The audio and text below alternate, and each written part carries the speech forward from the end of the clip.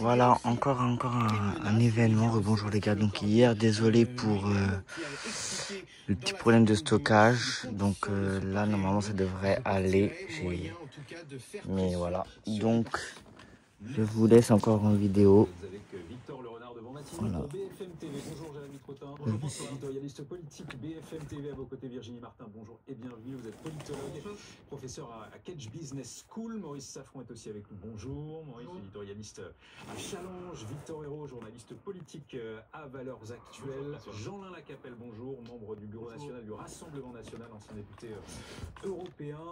Et j'ai oublié Benjamin Morel, bonjour, politologue et maître de conférences en droit public à l'université Paris 2. Comme il est dit dans le film Taken, Jérémy, bonne chance, Sébastien Lecornu. C'est clair. On a l'impression qu'il a de moins en moins d'alliés, Sébastien Lecornu. La déclaration ce matin, en effet, de Marc Fesneau, qui s'ajoute, oui. Qui s'ajoute et qui n'est pas très clair non plus, qui attend de savoir quelles sont les intentions du gouvernement pour éventuellement le soutenir ou y participer. Donc c'est quand même pas très clair. En fait, on va tout droit vers la constitution probable d'un gouvernement qui va se resserrer autour de Renaissance, donc un certain nombre peut-être de députés et de technocrates, de gens qui voudront sauter dans ce bateau qui pourrait exploser d'ici à la fin de la semaine prochaine. Donc voilà, donc en fait c'est vrai que c'est mission extrêmement difficile. Bonne chance en effet à Sébastien Lecornu, qui espère malgré tout aller débaucher des députés, des parlementaires, peut-être des élus locaux chez les LR. Il a expliqué hier que ce gouvernement devait être libre. Alors qu'est-ce que ça veut dire, on ne sait pas trop, mais qu'il devait aussi se détacher des logiques partisanes. Donc même si les LR, même si le MoDem, même si en fait les partis doutent, peut-être que certains élus pourraient être tentés par l'aventure. En tout cas, donc sur la composition, on n'en sait pas beaucoup plus. On peut imaginer en revanche que certaines personnalités restent. Peut-être le duo qui a fait le budget, ou du moins notamment Amélie de Montchalin, ou le récent ministre des Finances, de l'économie et des Finances, Ronan Lescure, dans un souci peut-être de continuité, de la continuité aussi peut-être pour l'outre-mer. Peut-être que Manuel Valls pourrait y rester, parce qu'on sait que la Nouvelle-Calédonie, par exemple, le dossier de la Nouvelle-Calédonie est l'une des priorités de Sébastien Lecornu. Donc peut-être qu'il y a quand même des gens qui vont rester. Et puis après, c'est la grande inconnue sur la composition, mais aussi sur le calendrier. Le changement dans la continuité, c'est peut-être ce qui va arriver. Écoutons Sébastien Lecornu, c'était hier. Il faut aussi que ça soit désormais un gouvernement qui ne soit pas complètement prisonnier de certains appétits partisans. Vous savez, quand j'ai démissionné lundi, j'ai dit que les conditions étaient plus remplies. On ne peut pas être Premier ministre quand les conditions ne sont pas remplies. Ça n'a pas changé. C'est-à-dire que je le dis avec gravité, j'ai été renommé Premier ministre, mais il faut que les conditions continuent à être remplies. Je le dis très directement, j'ai pas de double discours, il faut être droit. Donc, par définition, il faut que ce gouvernement puisse être libre, c'est-à-dire avec des sensibilités partisanes, mais pas emprisonné par les partis. Il faut que ce gouvernement puisse être libre.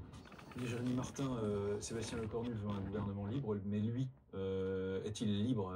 Encore une fois, quand on fait la liste de tous ceux qui ont dit non, on va revenir évidemment sur la porte fermée des LR hier, il y a aussi les oui mais, bref, en fait, on s'achemine vers, sauf à ce qu'il y ait un gouvernement technique, et on y reviendra aussi, mais il ne reste que le camp présidentiel.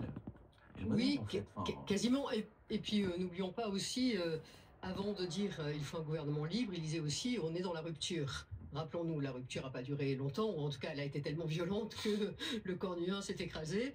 Donc là, la liberté. Alors la liberté, elle est aussi quand même à plusieurs étages, parce que c'est aussi un peu se libérer du président Macron. Ça, c'est quand même aussi important à répéter, parce qu'on a l'impression aussi que là, quand même, le cornu, c'est un peu acheté de marge de liberté vis-à-vis d'Emmanuel Macron. Oui, mais comme vous le disiez, le problème c'est qui va venir avec lui. Voilà, qui sont ses alliés, qui sont ses amis, en dehors du camp un peu présidentiel et allié. Alors après, un gouvernement technique, ou en tout cas un gouvernement d'expertise diverses, il dit aussi, de compétences diverses, c'est ça qu'il veut. Ça peut être aussi intéressant, parce que peut-être il peut aussi jouer l'opinion publique, en disant, voilà, l'opinion publique est lassée, finalement cette opinion publique a envie aussi qu'il y ait la stabilité politique et gouvernementale, et peut-être des personnalités un peu inspirantes. Alors est-ce que c'est Laurent Nunez, le préfet de police de Paris, vous voyez, des personnalités comme ça, qui peuvent aussi marquer les esprits, et être inspirantes, et rendre un petit peu la confiance aux ministres minimum de Français qui soutiennent encore ce scénario. C'est aussi possible. En tout cas, le moine soldat fait son travail, hein, comme il se qualifie lui-même. Et il a aussi mis la responsabilité dans le même temps du côté du Parlement. C'est-à-dire aussi, si vous voulez de la stabilité, le parti politique, notamment le PS, jouer le jeu. Sauf débauchage individuel, Sébastien Lecornu ne peut compter sur les Républicains qui ont claqué la porte hier. Ils refusent toute participation au gouvernement tout en promettant un soutien texte par texte au Parlement. Bonjour Lola Baye. Vous êtes devant le parti LR qui fut hier le théâtre d'un nouveau mélodrame. Effectivement, un vide tempête chez les LR avec son acmé hier.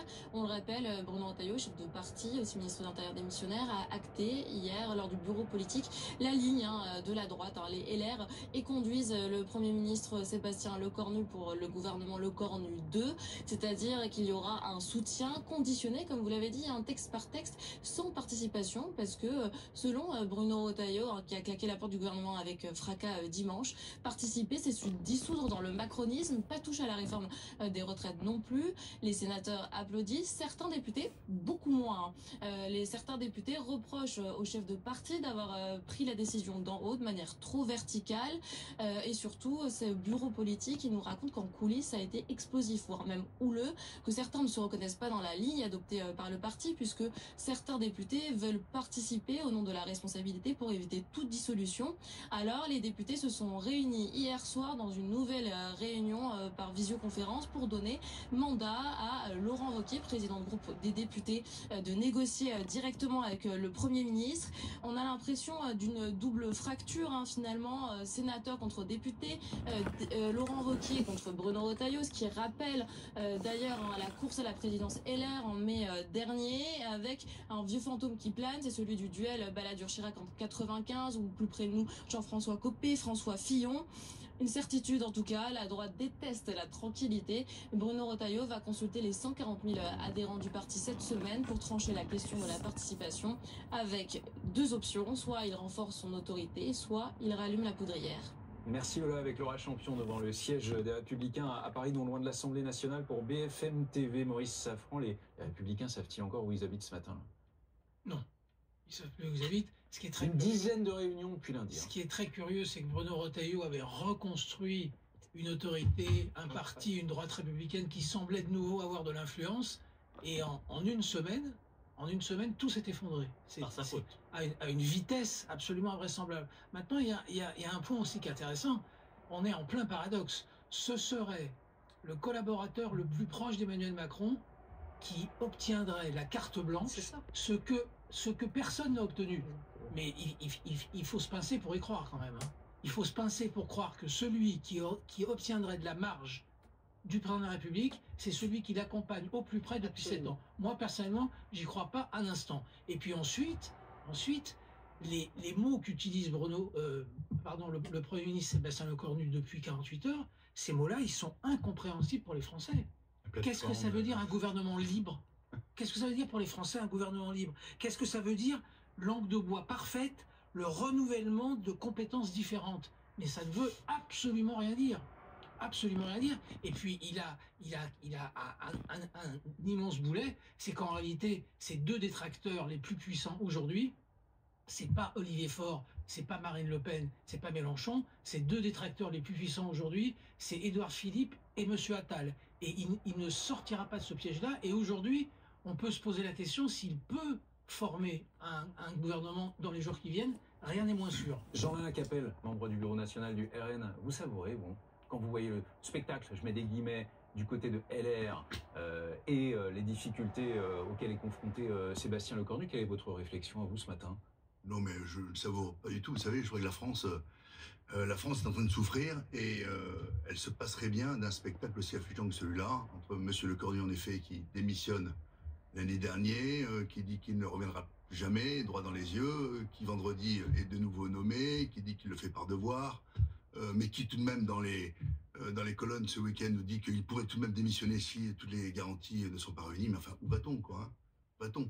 Et M. Lecornu, ne nous trompons pas, c'est Emmanuel Macron, c'est un militant politique, c'est l'un de ses premiers lieutenants de la première heure en 2017, c'est son collaborateur. même si cela peut paraître péjoratif, c'est la réalité. Le Cornu est l'incarnation d'Emmanuel Macron. Il est l'incarnation de la défaite politique. Défaite politique devant laquelle tout le monde continue à s'entêter. Il est l'incarnation, bien sûr, de l'échec politique de ces dernières années. Donc je ne crois pas plus en Sébastien Lecornu numéro 2 que Sébastien Lecornu numéro 1. Je crois qu'aujourd'hui, les Français veulent tourner la page de la Macronie. Les élections européennes et législatives dernières ont démontré une défaite écrasante de la Macronie. Et aujourd'hui, on nous met un fidèle lieutenant d'Emmanuel Macron comme Premier ministre. Enfin, les Français ne comprennent pas. Les Français ont l'impression d'être trahis, les Français ont l'impression d'être piétinés, que leur suffrage est piétiné. Je crois qu'une seule solution, bien sûr, à cela, c'est la dissolution. Alors c'est bien sûr la démission d'Emmanuel Macron, à laquelle je ne crois pas, mais sinon c'est la dissolution. Redonnons au peuple leur avenir en main, et je crois qu'ils sauront redonner une majorité beaucoup plus stable aux Français. C'est ce que le pays a besoin. Avant une éventuelle nouvelle dissolution, Benjamin Morel, si jamais la question de la composition du gouvernement et celle des délais était résolue, resterait celle, pour Sébastien Lecornu en premier lieu, de se maintenir. Oui, c'est-à-dire... Quand on regarde ce matin les forces en présence, on sort la calculette, on peut avoir l'impression que Lecornu 2 est déjà à 2 doigts de tomber. Même si, d'aventure, le PS ne censurait pas le Premier ministre.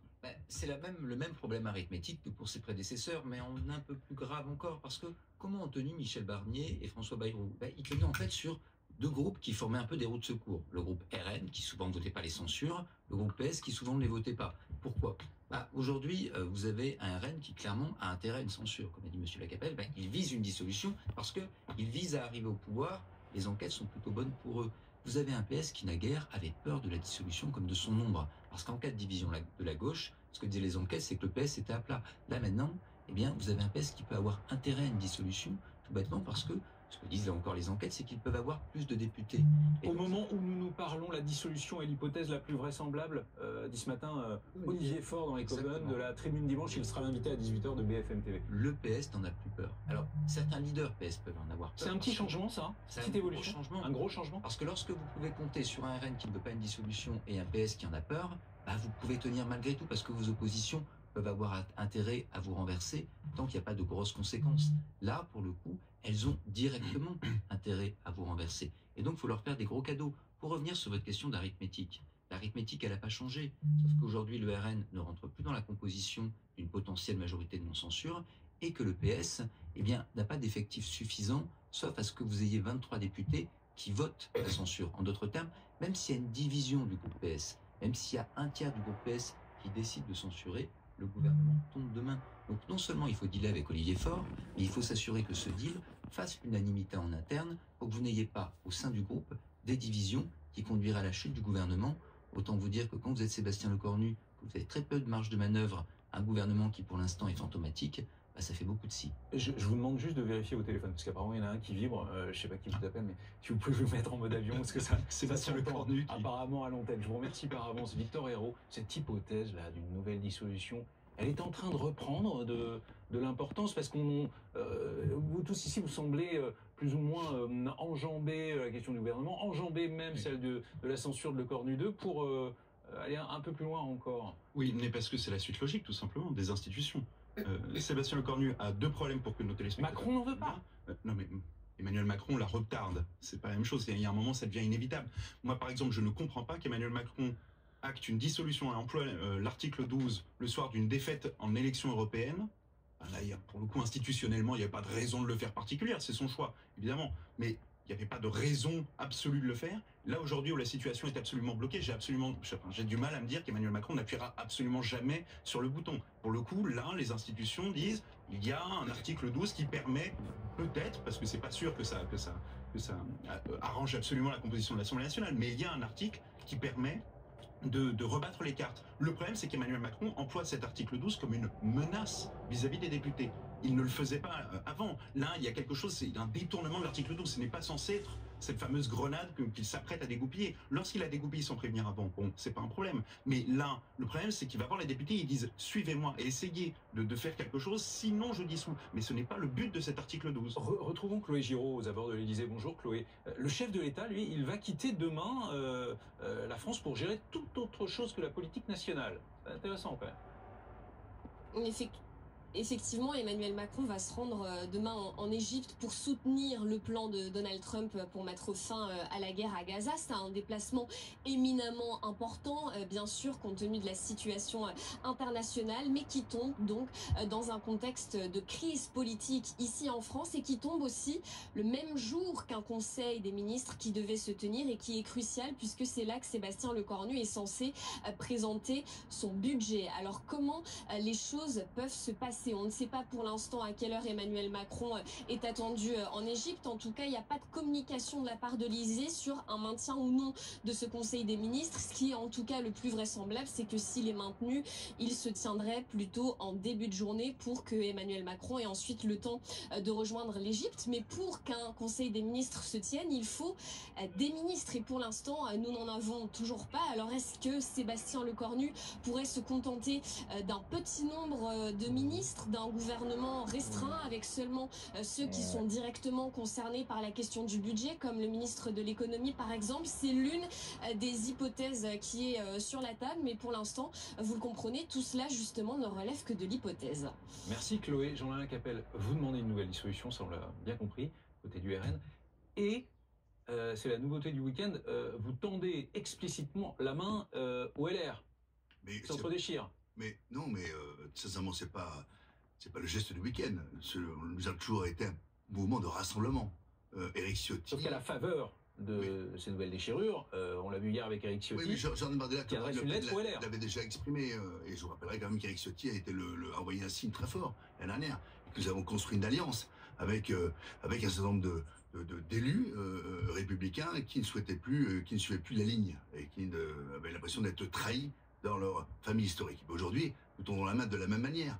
Je crois que la victoire, elle se gagnera demain, bien évidemment, en se rassemblant, mais pas spécialement avec l'union des droites. C'est une sémantique à laquelle moi, je ne suis pas tout à fait favorable, parce que je crois qu'on peut rassembler les Français de droite, de gauche, du centre, de partout, d'où qu'ils viennent. Ah, vous voulez faire du macronisme? Non, mais vous savez, en 98, je connais les affiches ni droite ni gauche, patriote. Donc vous savez, je n'ai pas attendu Emmanuel Macron pour être sur cette ligne-là. C'est la ligne de Marine Le Pen et Jean Bardella. Nous avons toujours été là pour rassembler les patriotes. Vous ne souhaitez pas d'union des droites? Je suis pour l'union des patriotes, cher monsieur. Donc, d'où que vous veniez, et je crois que c'est exclusif de dire l'union des droites. Vous voyez, parce que quand vous êtes dans le Pas-de-Calais et quand vous voyez que le Parti communiste n'existe plus, parce que beaucoup ont été trahis par le Parti communiste, beaucoup aujourd'hui de Français, ouvriers, d'origine ouvrière, nous ont rejoints. Vous savez, quand on leur parle d'union des droites, ils sont pas très heureux. Donc je crois qu'aujourd'hui, surtout, la situation dans laquelle nous sommes, parce que revenons finalement de manière plus sérieuse au sujet, c'est qu'aujourd'hui, nous sommes dans une situation vraiment, je crois, affligeante, où finalement tous les partis qui depuis 40 ans ont gouverné, tous les partis qui sont complices, qui sont responsables de la situation, aujourd'hui sont en train d'échapper à une chose, échapper à l'élection, échapper à la sanction populaire, et échapper finalement au résultat des urnes et à la défaite. Donc ils s'accrochent à leur petit poste, à leur petit siège, mais ça les Français n'en veulent plus, ils veulent tourner la page. Voilà pourquoi nous demandons la dissolution, parce que je crois que le résultat des urnes sera bien différent de celui de l'année dernière. Merci Jean-Alain Capelle. On revient dans quelques instants, évidemment, suite de notre édition spéciale pour analyser les enjeux de cette journée vous avez vu, très importante, J-1, normalement. Et désolé encore pour hier, hein. C'était pas vous ce petit problème. Je m'en excuse vraiment. Les jours qui suivent, la censure déjà de Lecornu 2, à tout de suite.